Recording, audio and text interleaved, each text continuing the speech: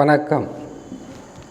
விருச்சிக ராசி சனி பெயர்ச்சி பலன்கள் 2025 முதல் 2027 வரை. வருகின்ற 29 மார்ச் மாதம் 2025 சனி பகவான் பெயர்ச்சி பெறுவார். சனி பகவானின் பெயர்ச்சியால் அர்த்தாஷ்டம சனி விலகி, அர்த்தாஷ்டம சனி விலகியதும் உங்களுக்கு கிடைக்கக்கூடியது நற்பலன்களா அல்லது கெடு பலன்களா என்பதை பற்றி தான் சிறு விளக்கமாகவே பார்க்கலாம். விருச்சிக ராசிக்காரங்க தன்னுடைய வாழ்க்கையில் ஏதாவது ஒரு குறையுடன் வாழக்கூடிய சூழ்நிலையாகவே இருக்கும். காரணம், சந்திர பகவான் நீசம் பெறுவதுதான் உங்களுக்கு இத்தகையான குறை இருக்கும். குறைன்னு சொன்னாவே ஏதாவது ஒரு குறையாகத்தான் இருக்குமே தவிர தாயினுடைய அன்பும் அரவணைப்பும் கிடைக்காமல் இருக்கலாம். அல்லது உங்களுடைய ஆசைகள், தேவைகள் ஏதாவது ஒன்று அது நிறைவேறாமல் அது ஒரு சின்ன குறையாகவே இருக்கலாம். அடுத்தது, நீங்கள் ஆசைப்பட்டது நல்லா படிக்கலாம்னு நினச்சிருக்கலாம், இல்லை நல்ல வேலையில் இருக்குன்னு நினச்சிருக்கலாம், இல்லை நம்மளுடைய வாழ்க்கையில் இதையெல்லாம் நாம் அனுபவிக்க வேண்டும், இதையெல்லாம் நாம் பெற வேண்டும் என்கின்ற ஆசைகளும் தேவைகளிலும் ஏதாவது ஒரு குறை, அது உடலில் கூட இருக்கலாம், ஏதாவது ஒரு குறை கட்டாயம் இருக்கும். இதற்கு காரணம், உங்களுடைய ராசி என்பது விருச்சிக ராசி. இதில் செவ்வாய் பகவான் ஆட்சி அமைப்பார், சந்திர பகவான் நீசம் பெறுவார். செவ்வாயின் வீடுகளுக்கு எப்பொழுதுமே சனி பகவான் பகை. பகை கிரகமான சனி பகவான் மட்டும் பகை அல்ல, புதன் ஜென்ம பகை. சனி பகவான் கெட்டவர் என்றால், புதன் பகவான் உங்கள் ராசிகளுக்கு கொடியவர் என்று சொல்லலாம். இந்த இரண்டு கிரகங்களும் உங்களுக்கு பாதகத்தை தரும். ஆனால் குரு பகவான் உங்கள் ராசிக்கு நன்மையை செய்வார். ஆகையால் சிறு குறையாவது நிறைவேறாமல் இருக்கிறதே என்கின்ற சில வருத்தங்கள் உங்கள் வாழ்க்கையில் பின்தொடரும். சரி, சனி பகவான் அர்த்தாஷ்டம சனியில் இருந்து விலகி 5ஆம் பாவம் என்று சொல்லக்கூடிய, அதாவது கும்பராசியில் அர்த்தாஷ்டம சனியாக இருக்கின்ற சனி பகவான் வருகின்ற 29 மார்ச் மாதம் 2025 பெயர்ச்சி பெற்று மீன ராசியில் அமருவார். விருச்சிக ராசியான உங்களுக்கு பெரிதளவு அர்த்தாஷ்டம சனியில் சனி பகவான் கஷ்டங்களும் துன்பங்களும் இழப்புகளும் கொடுத்தாரா என்றால், ஆரம்பத்தில் கொடுத்தார், இல்லைன்னு சொல்ல முடியாது. அர்த்தாஷ்டம சனியாக சனி பகவான் வரும்போது கொடுத்தார், கெடுத்தார், பல வகையான இன்னல்களை செய்தார். அதற்கு பிறகு குரு மாற்றம் பெற்றவுடன் கஷ்டங்கள் குறைந்திருக்கும், துன்பங்கள் குறைந்திருக்கும். உங்கள் குடும்பம், தொழில், வியாபாரம், அடுத்தது நீங்கள் செய்கின்ற செயல்கள் எதுவாக இருந்தாலும் அது பெரிதளவு பாதகத்தை தந்திருக்காது. அர்த்தாஷ்டம சனியாக சனி பகவான் இருந்தால் கெடு பலன்களே செய்யவே இல்லைன்னு சொல்ல முடியாது. ஏன்னு கேட்டிங்கன்னாக்கா, பெரிய நன்மைகளை வரவேண்டிய நேரத்தில் வராமல் தடுத்தது சனி பகவான். அதிர்ஷ்டங்கள் உங்களை தேடி வருகின்ற காலங்களில் அதை தடுத்து வராமல் செய்தது சனி பகவான் தான். இதில் எந்த விதமான மாற்றமும் கிடையாது. காரணம், அர்த்தாஷ்டம சனியாக சனி பகவான் இருந்தால் எதிரிகள், தொழிலில் எதிர்ப்புகள், வரவேண்டிய காசு பணத்தில் தடை தடங்கள், அது மட்டும் இல்லாமல் உடல் நலத்தில் பாதிப்பு, மனநலத்தில் பாதிப்பு, எண்ணற்ற பிரச்சனைகள் நித்தமும் சந்திக்கக்கூடிய மனிதர்களை உருவாக்குவது இந்த அர்த்தாஷ்டம சனி. அப்படி சனி பகவான் அர்த்தாஷ்டம சனியாக அமர்ந்து கொண்டு பல வகையில் உங்களுக்கு பிரச்சனைகளை கொடுத்து கொண்டே இருந்தார். அது மட்டுமல்லாமல் குரு பகவான் தருகின்ற நன்மைகளையும் தடுத்தவர் சனி பகவான் தான். கேது பகவான் 11ஆம் இடத்தில் இருந்தும் அவர் தர வேண்டிய திடீர் பணக்கார யோகங்களையும், திடீர் தனலாபங்களையும், திடீர் அதிர்ஷ்டங்களையும், தொழில் வளர்ச்சி, தொழிலில் முன்னேற்றம், வியாபாரத்தில் வெற்றி, உங்களுடைய வாழ்க்கையில் மிகப்பெரிய ஒரு யோகத்தை தடுத்தது, கெடுத்தது சனி பகவான் தான். படிக்கு பாதியாக குறைத்திருப்பார்.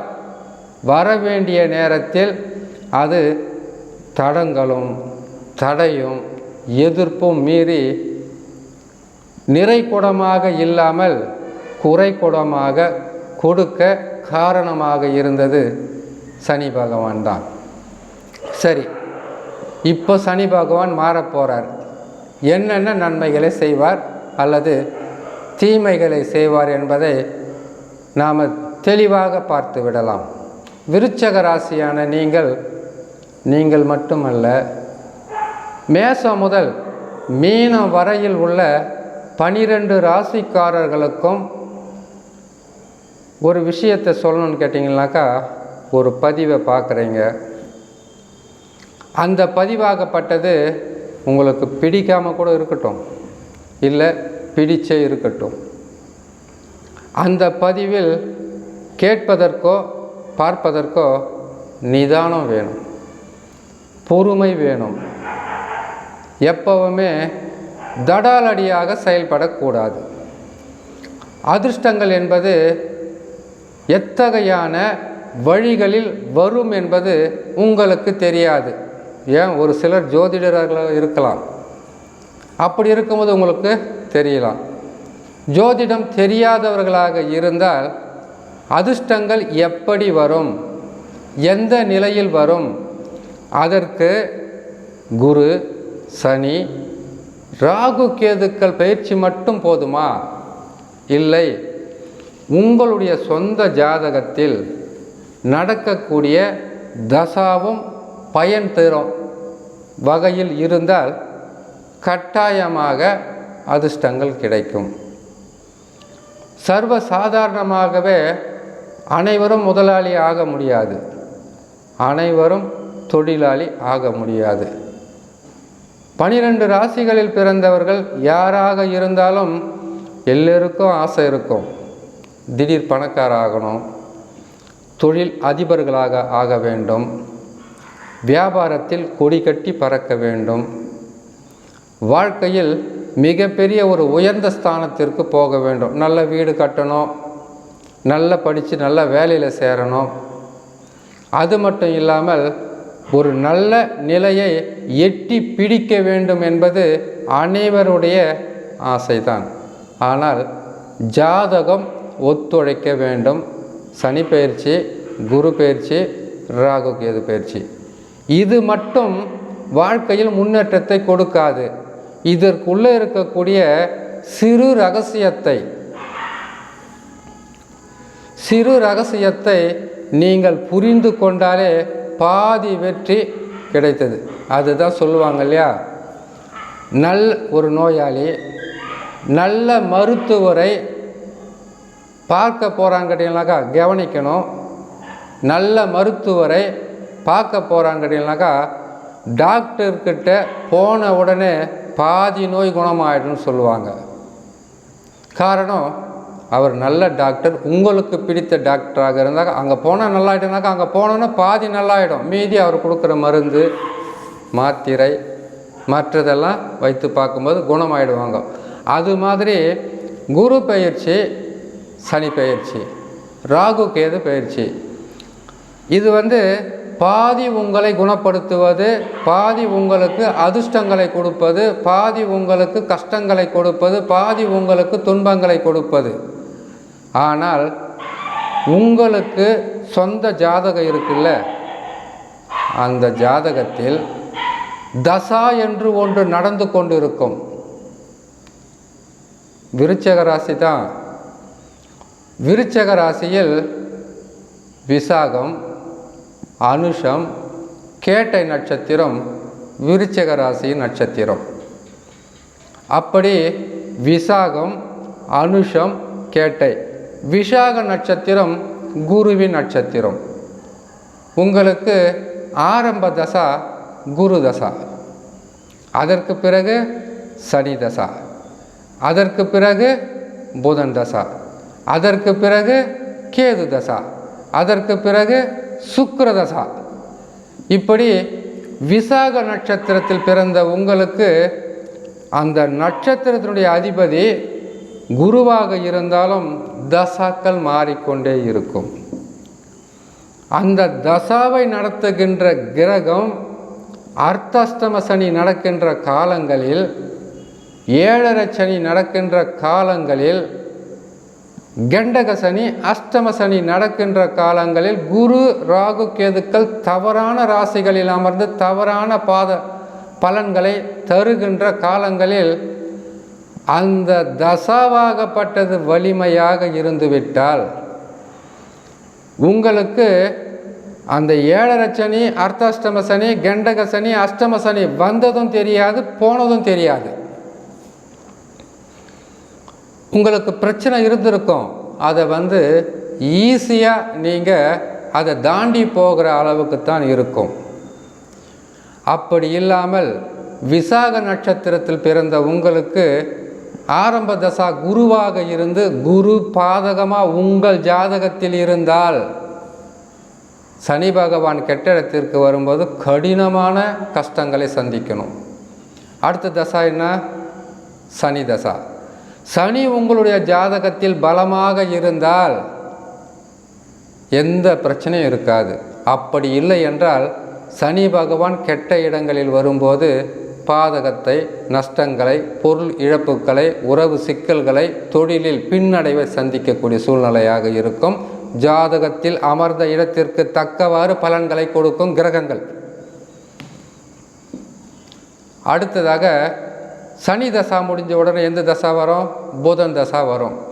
அந்த புதன் தசாவை நடத்துகின்ற அந்த கிரகமாகப்பட்டது புதன் உங்கள் ஜாதகத்தில் சாதக நிலையில் இருந்தால் வெற்றி மேல் வெற்றி கிடைக்கும். சிறு தடைகள், சிறு நோய்கள், சில பிரச்சனைகள் வந்து போய் கொண்டே இருக்கும். அப்படி இல்லாமல் புதன் பாதக தசாவில் அமர்ந்து விட்டால் நடத்தக்கூடிய தசாவும் பாதகம். சனி ராகு கேது பாதகம். எப்படி இருக்கும் குடும்பம்? வாழ்க்கையே சூறை காற்றும் சூறாவளி காற்றும் அடிப்பது போல ஒன்றின் பின் ஒன்றாக கஷ்டங்களை கொடுத்து கொண்டே இருக்கும். இதை நீங்கள் முதல்ல உணரணும். ஏன்னு கேட்டிங்கன்னாக்கா, அர்த்தாஷ்டம சனி வந்த உடனே வாழ்க்கையே போயிடுச்சுன்னு நினைக்கக்கூடாது. அர்த்தாஷ்டம சனி 50% கெடுதல் செய்ய போகிறான்னு கேட்டிங்கனாக்கா, குரு பலமான ராசிகளில் அமர்ந்து விட்டால் உங்களுக்கு வரக்கூடிய பாதகம் குறைஞ்சிடும். ராகு கேதுக்கெல்லாம் அமர்ந்து விட்டால் இன்னும் குறையும், நல்லபடியாக நடக்கும். ஆனால் சனி பகவான் கேட்டிங்கனாக்கா தர்மாதிபதி கர்மாதிபதி சொல்லுவாங்க. நீங்கள் இதற்கு முன்பது செய்த சில கெடு பலன்களுக்காக, சில தவறான பலன்களுக்காக அவர் 4ஆம் இடத்திலிருந்து கெடு பலன்களை செய்வார். அந்த நேரத்தில் தசா மிகவும் வலிமையாக இருந்துவிட்டால் சனி பகவான் தடுப்பார், கெடுப்பார். அந்த தசா ஓங்கி அடிக்கின்ற அடியை கூட தாங்கி பிடிக்கின்ற கடவுளாகவே முன்னின்று காப்பாற்றும். இது ஜோதிட ரகசியம். அப்படி இருக்கும்போது விருச்சிக ராசியான உங்களுக்கு ஒவ்வொரு நட்சத்திரத்திற்கும் ஒவ்வொரு கிரகமும் அதை தாங்கி நிற்கும். விசாக நட்சத்திரத்தை பற்றி சொல்லிட்டோம். அடுத்தது விசாக நட்சத்திரம் அனுச நட்சத்திரத்துக்கு வரும். அனுச நட்சத்திரம் யாருது? சனி பகவானின் நட்சத்திரம். சனி பகவானின் நட்சத்திரத்தில் பிறந்த உங்களுக்கு ஆரம்ப தசா சனி தசா. இந்த சனி தசாவாகப்பட்டது உங்களுக்கு உங்களுடைய ஜாதகத்தில் பலமாக இருக்க வேண்டும். பலன்னா எப்படி? சனி பகவான் ஆட்சி அமைச்சிருக்கலாம், உச்சம் பெற்றிருக்கலாம், கேந்திர திரிகோணங்களில் அமர்ந்திருக்கலாம். சனி பகவானுடைய தசா முடிந்தவுடன் புதன் தசா, புதன் தசா முடிந்தவுடன் கேது தசா, கேது தசா முடிந்தவுடன் ஒவ்வொரு தசாவும் சுக்கிர தசா, சுக்கிர தசா முடிந்தவுடன் சூரிய தசா வருது இல்லையா? அந்த தசாவை நடத்தக்கூடிய கிரகங்கள் உங்கள் ஜாதகத்தில் பலமாக ஆட்சி பெற்று உச்சம் பெற்று கேந்திர திரிகோணங்கள் அமர்ந்து நட்பு சமமாக இருந்தால் பாதகங்கள் இருக்காது, சாதக பலன்களாகத்தான் இருக்கும். சிறு பாதகங்கள் நடக்கும். ஏன்னு கேட்டிங்கன்னாக்கா, ஒவ்வொரு ராசிக்காரர்களும் நினைக்கிறது நாம் நல்லா இருக்கணும், பிரச்சனை இல்லாத வாழ்க்கை, கடன் தொல்லை இல்லாத வாழ்க்கை, நோயற்ற வாழ்வு, குறைவில்லாத செல்வம், உண்ண உணவும் உடுத்தும் உடையும் இருக்கும் இருப்பிடமும், நாம் சேருகின்ற உறவு நட்பு எதுவாக இருந்தாலும் அவர்களால் பிரச்சனை இல்லாமல் வாழணும் தான் எல்லோருக்குமே ஆசை. அதை நடக்க வேண்டுமென்றால் அதற்கு குரு பயிற்சி, சனி பயிற்சி, ராகு கேது பயிற்சி தேவையில்லை. உங்களுடைய சொந்த ஜாதகத்தில் லக்கினத்திலிருந்து அமர்ந்த கிரகங்கள் ராசியிலிருந்து கிடையாது. ஏன்னு கேட்டிங்கனாக்கா, ராசி என்பது சந்திரன் லக்கினத்திலிருந்து அமருவது, சந்திரா லக்னம்னு சொல்லுவாங்க. ஆனால் லக்கினம்னு ஒன்று இருக்கும். அந்த லக்கினத்திலிருந்து கணக்கிடும்போது எந்தெந்த ராசிகளில் கிரகங்கள் அமர்ந்திருக்கிறது இல்லையா, அந்த கிரகங்களுடைய தசாவைத்தான் சந்திர பகவான் ஒவ்வொரு நட்சத்திரத்திற்கும் அதை தசாவாக எடுத்து வந்து உங்களுடைய வாழ்க்கையை நடத்துவார். நல்லா புரிஞ்சிருக்குன்றத என்னால் புரிஞ்சிக்க முடியுது. அப்படி இருக்கும்போது அனுச நட்சத்திரமான உங்களுக்கு சனி தசா, அடுத்தது புதன் தசா, அதுக்கு அடுத்தது புதன் தசா முடிஞ்ச உடனே கேது தசா, அதுக்கப்புறம் சுக்கிர தசா, சூரிய தசான்னு வரும். அந்த கிரகங்கள் நல்லா இருக்கக்கூடிய சூழ்நிலை இருந்துட்டால் பாதகங்கள் வந்தாலும் நீங்கள் தாங்கிடலாம். அடுத்தது கேட்டை நட்சத்திரம். கேட்டை நட்சத்திரம் கோட்டை கட்டி வாடும் என்பது ஜோதிட விதி. எத்தனை பேர் கோட்டை கட்டியிருக்காங்கன்னு நமக்கு தெரியாது. ஆனால் தோஷ ஜாதகம்,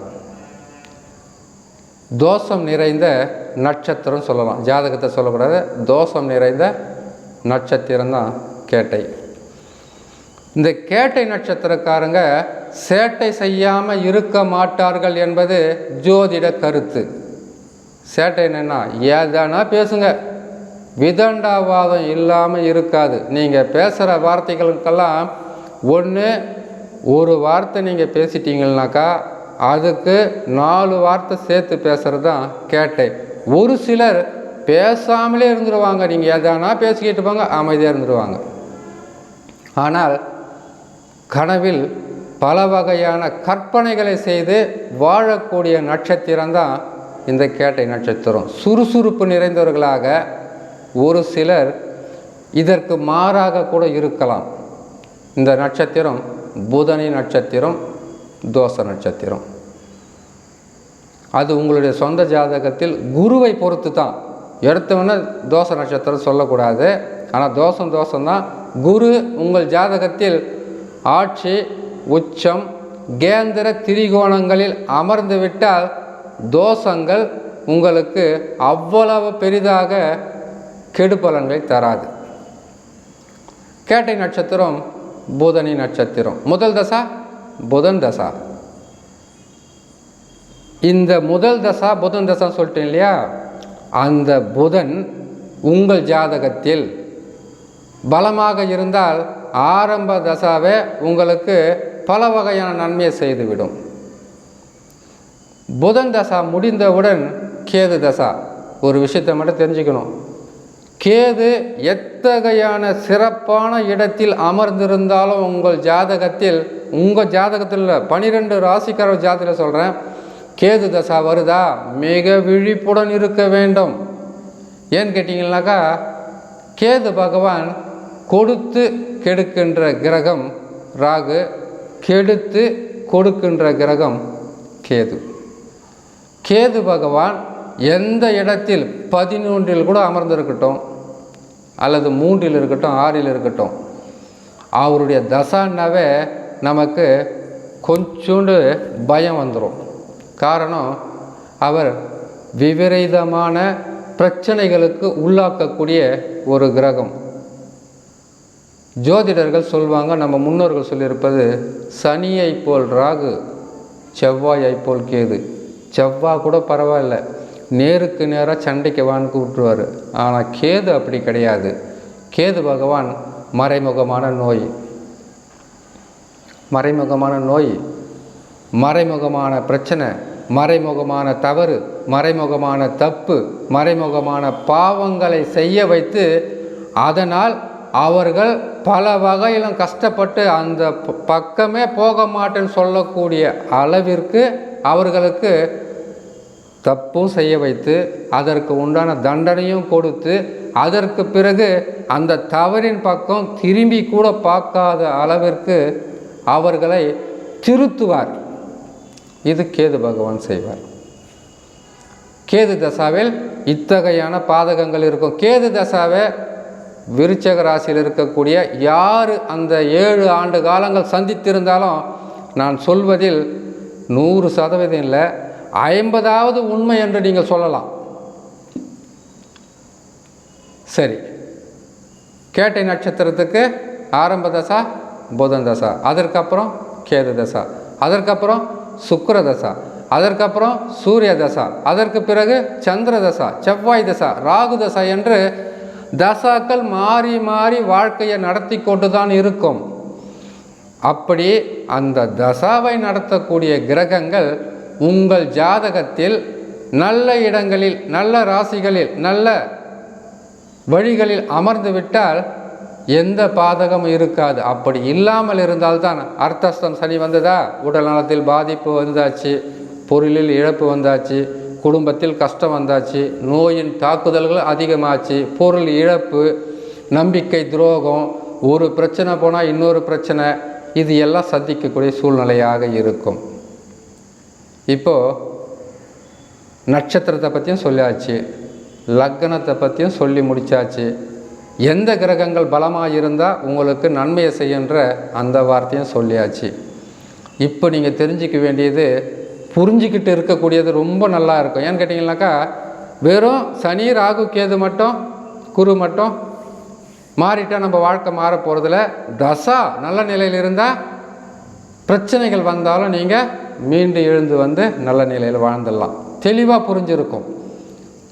இப்போ சொல்லிடலாம், சனி பகவான் வந்து அர்த்தஸ்தம சனியில் இருந்து விலகி பூர்வ புண்ணியஸ்தானம், பஞ்சமஸ்தானம் என்று சொல்லக்கூடிய 5ஆம் பாவத்தில் சனி பகவான் அமர்ந்தால் உங்களுக்கு எத்தகையான நற்பலன்கள் கெடுபலன்களை பார்த்துடலாம்.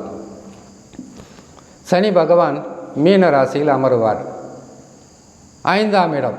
5ஆம் இடம் என்பது பூர்வ புண்ணியஸ்தானம் அல்லது பஞ்சமஸ்தானம். இது பிள்ளைகளை குறிப்பது, நீங்கள் பிறந்த ஊரை குறிப்பது, நீங்கள் இதற்கு முன்பு செய்த புண்ணிய பாவங்களை கணக்கிடுவது தான் இந்த 5ஆம் பாவத்தில் சனி பகவான் அமர்ந்தால் நன்மையை செய்வாரா கெடுதலை செய்வார் என்றால் கெடுதலும் செய்ய மாட்டார், நன்மையும் செய்ய மாட்டார். இதை நீங்கள் அனுபவத்தில் ஒரு வருஷமானா பார்க்கணும் இல்லையா? அனுபவத்தில் அர்த்தாஷ்டம சனியில் இருக்கும்போது தான் எதையுமே செய்யலை, 5ஆம் இடத்தில் போனால் கூட செய்ய மாட்டார்னு கேட்டிங்கனாக்கா நல்லா புரிஞ்சுக்கோங்க. 5லே சனி பகவான் அமரும்போது நன்மையை செய்கிறாரோ இல்லையோ கெடு பலன்களை செய்ய மாட்டார். அப்படின்னாக்கா இரண்டுக்கும் சமமான பலனைத்தான் தருவார் என்பது சீக்கிரமாக புரிஞ்சுக்குவீங்க. ஆனால் அர்த்தாஷ்டம சனியில் செய்து வந்த பாதகங்கள் மாறும், கெடு பலன்கள் மாறும், தடைகள் விலகி செல்லும், நீங்கள் இயல்பான வாழ்க்கைக்கு செல்லலாம். இதனால் வரையில் இருந்து வந்த பிரச்சனைகள் ஒரு முடிவுக்கு வரும். நன்மையும் பெருசாக செய்ய மாட்டார், தீமையும் செய்யவே மாட்டார். அப்படி இருக்கும்போது ஆசை வார்த்தைகள் சொல்லி உங்களை ஏமாற்ற எனக்கு விருப்பம் இல்லை. இதை தான் சொல்கிறேனே, ஆசை வார்த்தைகள் சொல்லி உங்களை ஏமாற்ற எனக்கு விருப்பம் இல்லை. ஒரு வருஷமானால் உங்களுக்கு இந்த அனுபவம் வராதா? அந்த ஒரு வருஷத்தில் சனி பகவான் நன்மையை செய்தாரா தீமை செய்தாரான்னு தெளிவாக புரியாமல் போய்விடுமா உங்களுக்கு? அப்போது இந்த உண்மை உங்கள் மனதில் நிற்கும். சரி, சனி பகவான் 5ஆம் பாவத்தில் அமர்ந்து 3 பார்வைகளை, அவருடைய 3 பார்வைகளால் சில ராசிகளை பார்ப்பார். அப்படி அவர் பார்க்கின்ற 3 பார்வைகளுடைய நன்மையும் தீமையும் என்னன்னு நம்ம பார்த்துடலாம். மீன ராசியில் இருப்பார். விருச்சக ராசியான உங்களுக்கு அந்த ராசி மீன ராசி 5ஆம் பாவம். 5ஆம் பாவத்தில் அமர்ந்த சனி பகவான் அவருடைய 3ஆம் பார்வையாக சனி பகவானுக்கு 3 பார்வைகள் இருக்கும். முதல் 3ஆம் பார்வை, 7ஆம் பார்வை, 10ஆம் பார்வை. சனி பகவான் மீன ராசியில் அமர்ந்து கொண்டு 3ஆம் ராசியாக ரிஷப ராசியை பார்ப்பார். உங்கள் ராசிக்கு 7ஆம் பாவம். குடும்பத்தில் சில உறவுகளால், சில நட்பால், உங்களுடைய சொந்த பந்தங்களால் சில பிரச்சனைகளை நீங்கள் முடிக்கக்கூடிய சூழ்நிலையாக வரும். 7ஆம் பாவம் எப்போவுமே உறவு, நட்பு, சொந்தம், பந்தம் இதைத்தான் குறிக்கும். அந்த பிரச்சனைகளுக்கு நீங்கள் தலைமை தாங்கியோ அல்லது வேண்டா வெறுப்போ கூட போய் செய்து அதை முடிக்கக்கூடிய ஒரு சூழ்நிலைக்கு நீங்கள் உள்ளாகுவீங்க. அடுத்தது சனி பகவான் மீன ராசியில் இருந்து கொண்டு அவருடைய 7ஆம் பார்வையாக கன்னி ராசியை பார்ப்பார். விருச்சக ராசியான உங்களுக்கு அது 11ஆம் இடம். இதனால் தடைகள் இருந்தது இல்லையா? தொழிலில் தடைகள் இருந்தது, குடும்பத்தில் பிரச்சனை இருந்தது, வருமான குறைவாக இருந்தது, வியாபாரமோ அல்லது தொழிலோ மந்த நிலையிலோ அல்லது செயல்படுத்த முடியாத நிலையிலோ நீங்கள் இருந்திருந்தால் உங்கள் உடல் நலத்தில் சில பாதகங்களும் கஷ்டங்களும் மருந்து மாத்திரை சாப்பிடக்கூடிய சூழ்நிலையாகவும் மற்றபடி வேறு ஏதாவது பிரச்சனை இருந்தாலும் ஒரு நல்ல முடிவுக்கு வரும். தனலாபம் பெருகும், குடும்பத்தில் சந்தோஷம் இருக்கும். அர்த்தாஷ்டம சனியில் செய்து வந்த கெடு பலன்களை ஈடு செய்யக்கூடிய வகையில் அவருடைய 7ஆம் பார்வையாக உங்களுக்கு 11ஆம் இடத்தில் பதிவதினால் கிடைக்கும். அடுத்ததாக சனி பகவான் இருப்பது மீன ராசியில். அவருடைய 10ஆம் பார்வை தனுசு ராசியின் மீது பதியும். குடும்பஸ்தானம் உங்கள் ராசிக்கு 2ஆம் ராசி. குடும்பஸ்தானம், வாக்குஸ்தானம், தனஸ்தானம். 7ஆம் பார்வையாக குடும்பத்தில் இருக்கக்கூடிய பிரச்சனைகளை தீர்ப்பதும் 11ஆம் பார்வையாக அவர் பார்ப்பதினால் உங்களுக்கு சொல்கிறேன், அவருடைய 3ஆம் பார்வை 7ஆம் இடமே உங்களுக்கு குறிக்கும். அவருடைய 7ஆம் பார்வை 11ஆம் இடத்தை பார்க்கும். லாபங்கள் அதிகரிக்கும். இதனால் வரையில் இருந்த பிரச்சனைகளை ஒரு முடிவுக்கு கொண்டு வரலாம். அவருடைய 10ஆம் பார்வை உங்கள் ராசிக்கு 2ஆம் ராசி என்று சொல்லக்கூடிய தனுசு ராசியின் மீது பதிவதினால் குடும்பம், வாக்கு, தனம் இதை நீங்கள் வெற்றிகரமாக செய்ய வேண்டுமென்றால் எவ்வளவு கடினமாக உழைக்க வேண்டியதாக இருக்கும். வெற்றி என்பது எளிதல்ல, தோல்வி என்பது முடிவே இல்லைன்னு சொல்லுவாங்க. வெற்றி பெற்றால் எவ்வளவு கஷ்டப்பட்டு நம்ம வெற்றி பெறக்கூடிய சூழ்நிலையாக இருக்கும். சனி பகவான் எதையுமே எளிய முறையில் கொடுப்பது கிடையாது. கடினமான உழைப்புக்கு பிறகுதான் ஊதியம். கடினமான அசிங்கம், அவமானமெல்லாம் பட்டதுக்கப்புறம் தான் வாழ்க்கையில் முன்னேற்ற பாதைக்கு. சனி பகவான் ஒரு புரியாத புதிர் கிரகம். எதை செய்வார், எப்போ செய்வார்னு தெரியாது. ஆனால் விருச்சக ராசியான உங்களுக்கு சனி பகவான் 5லே அமருவது பல பிரச்சனைகளிலிருந்து உங்களை காப்பாற்றி கொண்டு வந்து விடுவார். இதில் எந்த விதமான மாற்றம் இருக்காது. அர்த்தாஷ்டம சனி விலகியதும் நன்மைகள் நடக்கும். ஆனால் பெருசாக சொல்கிற அளவுக்கு இல்லை. ஆனால் 6ஆம் இடத்திற்கு வந்தால் நல்லது செய்வார். சனி பகவானால் நன்மைகள் உங்களுக்கு சற்று அதிகரிக்கும், தீமைகளை குறைப்பதற்குண்டான வழி பிறக்கும். சரி, சனி பகவான் உங்களுக்கு தீமைகளை குறைத்து நற்பலன்களை செய்வார். ஆனால் சனி பகவான் பயிற்சி பெற்ற சில வாரங்களிலே குரு பகவான் பயிற்சி பெறுவார். அந்த பதிவை தனிப்பதிவாக அவருடைய பார்வை பலத்தெல்லாம் வச்சு போடுறோம். விருச்சக ராசிக்காரங்க கேட்டு பயன்பெறுங்க. இப்போ இருப்பது குரு பகவான் 7ஆம் ராசியில். அந்த 7ஆம் ராசியில் இருந்து சனி பகவான் பயிற்சி பெற்ற சில வாரங்களில் ஒரு மாதத்திலேயோ குரு பகவான் பயிற்சி பெற்று 8ஆம் இடத்துக்கு போயிடுவார். 8 என்பது எத்தகையான துன்பங்களை தரக்கூடியது தெரியுமா? வாழ்க்கையில் 8ல் சனி வரக்கூடாது, 8ல் குரு வரக்கூடாது, 8ல் ராகு வரக்கூடாது, 8ல் கேது வரக்கூடாது. உங்கள் ஜாதகத்தில் 8ஆம் அதிபதியினுடைய தசா நடக்கக்கூடாது.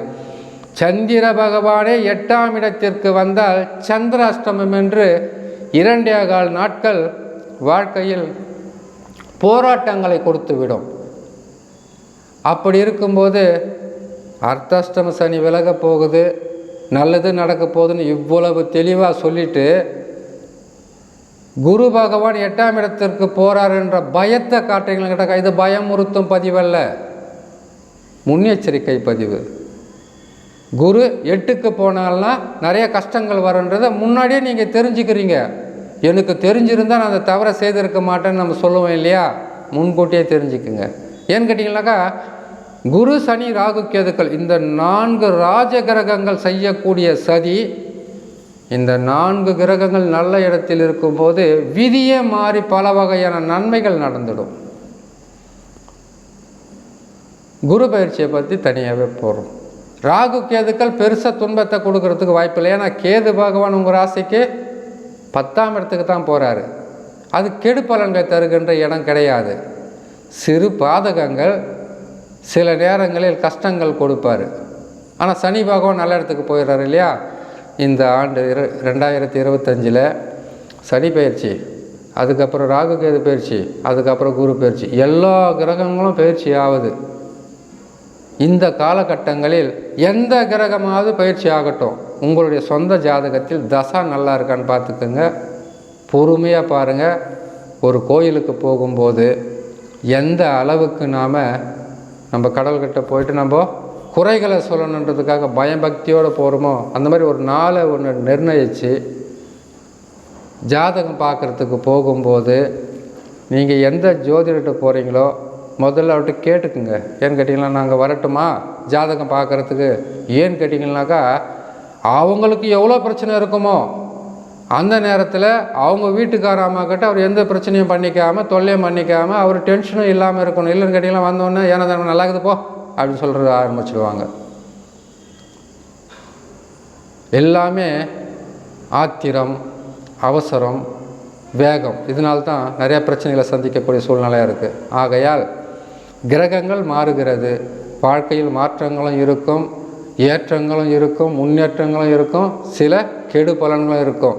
இதை நடத்துவது உங்களுடைய ஜாதகத்தில் மாற்றம் பெற்று, அதாவது பயிற்சி பெற்று அமருகின்ற குரு சனி ராகு கேதுக்கள் செய்வது ஒரு சில நன்மையும் ஒரு சில தீமையும் என்றால் உங்கள் ஜாதகத்தில் நடக்கக்கூடிய தசாதான் கதாநாயகன். அவர் பலமாக இருந்துவிட்டால் இந்த 4 கிரகங்களும் எத்தகையான பாதகத்தை தந்தாலும் மீண்டு வந்து வாழ்க்கையில் வெற்றி பெறலாம் என்று சொல்லி இன்னொரு நல்ல பதிவில் உங்களை நான் சந்திக்கிறேன். நன்றி, வணக்கம்.